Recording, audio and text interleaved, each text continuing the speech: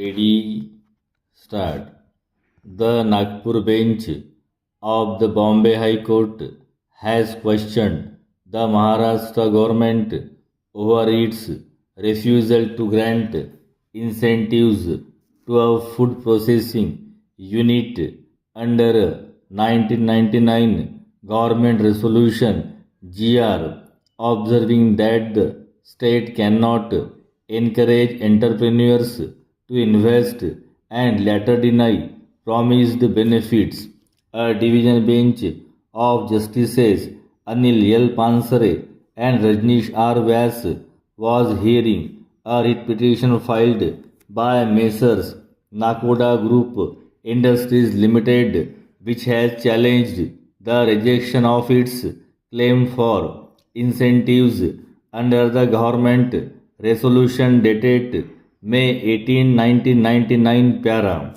The petitioner contended that it had established a food processing unit and was eligible for an additional subsidy equal to 15% of its total capital investment as promised under the state's policy to promote agricultural industries para.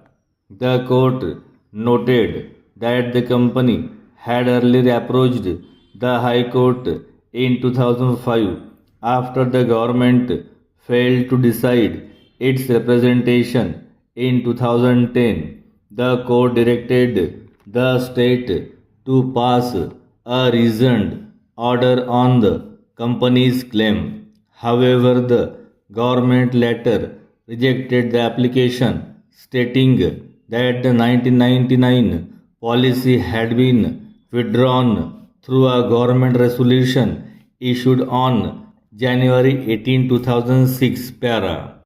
The bench observed that this stand appeared to be contrary to its earlier directives. It pointed out that the key issue was whether industries established while the 1999 policy was in force from May 18, 1999 to January 18, 2006 were entitled to receive the promised incentives para. According to the petitioner, the unit obtained provisional registration in December 1999 and permanent registration on February 7, 2003. The court also noted that the state had not disputed that the petitioner's food processing unit was covered under the 1999 policy para. Rejecting the state's preliminary stand, the bench observed that the government resolution made a clear promise to extend benefits to eligible industries and did not state that the incentives were subject to further approval or operational guidelines para. The judges further remarked that once the government encouraged entrepreneurs to invest based on a declared policy, it would not be permissible to later deny those benefits by claiming that the policy lacked implementation guidelines or budgetary approval.